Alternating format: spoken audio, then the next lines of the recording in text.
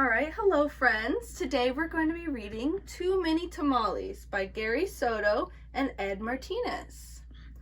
What do we think is going to happen in this book? Look, she looks very shocked, probably because of all the food right here. I think these are the tamales. All right, let's see what happens. Too Many Tamales, Gary Soto, illustrated by Ed Martinez. Snow drifted through the streets, and now that it was dusk, Christmas trees glittered in the windows. Marina moved her nose off the glass and came back to the counter. She was acting grown up now, helping her mother make tamales. Their hands were sticky with masa.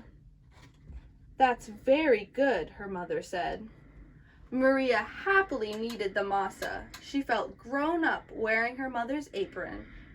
Her mom even let her wear lipstick and perfume. "If only I could wear Mom's ring," she thought to herself. Maria's mother had placed her diamond ring on the kitchen counter. Maria loved that ring. She loved how it sparkled like the Christmas tree lights. When her mother left the kitchen to answer the telephone, Maria couldn't help herself. She wiped her hands on the apron and looked back at the door. Uh-oh, what do you think's going to happen? "I'll wear the ring just for a minute," she said to herself. The ring sparkled on her thumb. She looks pretty happy, doesn't she? Maria returned to kneading the masa, her hands pumping up and down.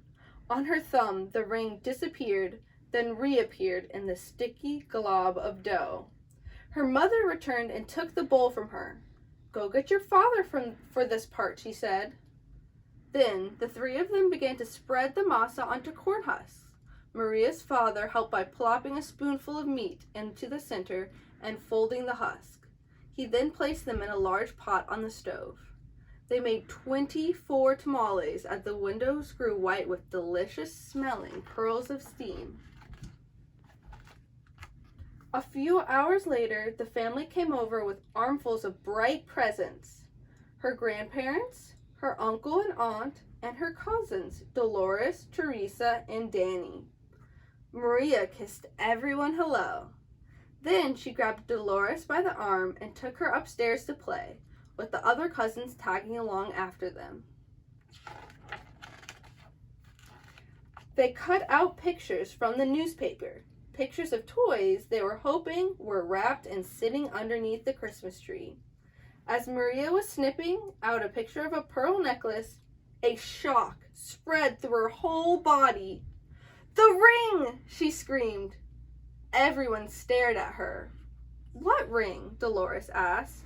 Without answering, Maria ran to the kitchen. Oh my gosh, I can't believe she forgot. Can you guys? The steaming tamales lay piled on the platter. The ring is inside one of the tamales, she thought to herself. It must have come off when I was kneading the masa. Dolores, Teresa, and Danny skidded into the kitchen behind her. "Help me!" Maria cried. They looked at each other. Danny piped up first. "What do you want us to do?" "Eat them," she said. "If you bite something hard, tell me." Oh my gosh. Do you think they're going to eat all of the tamales? Look how many. The four of them started eating. They ripped off one of the husks and bit into them. The first one was good. The second one was pretty good.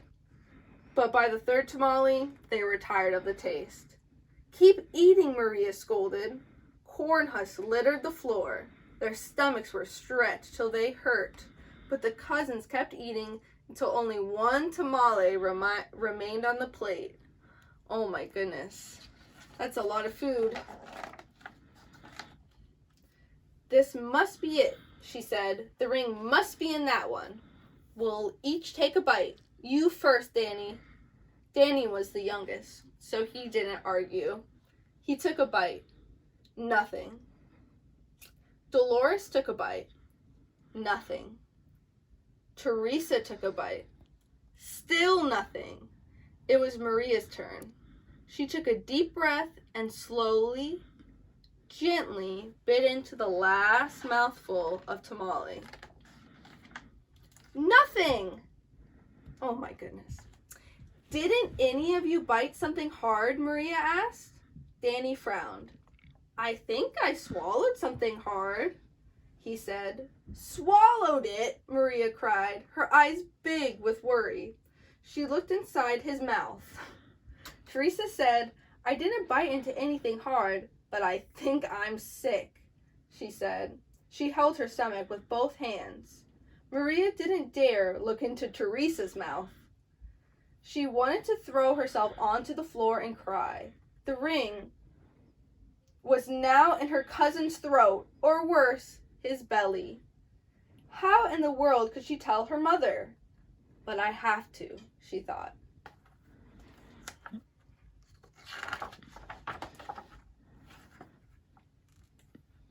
She could feel tears pressing to get out as she walked into the living room where the grown-ups sat talking.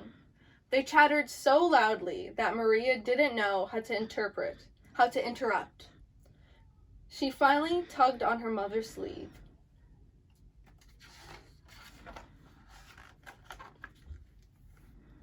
What's the matter? Her mother asked. She took Maria's hand. I did something wrong, Maria sobbed. What? Her mother asked. Maria thought about the beautiful ring that was now sitting inside Danny's belly and got ready to confess. Then she gasped.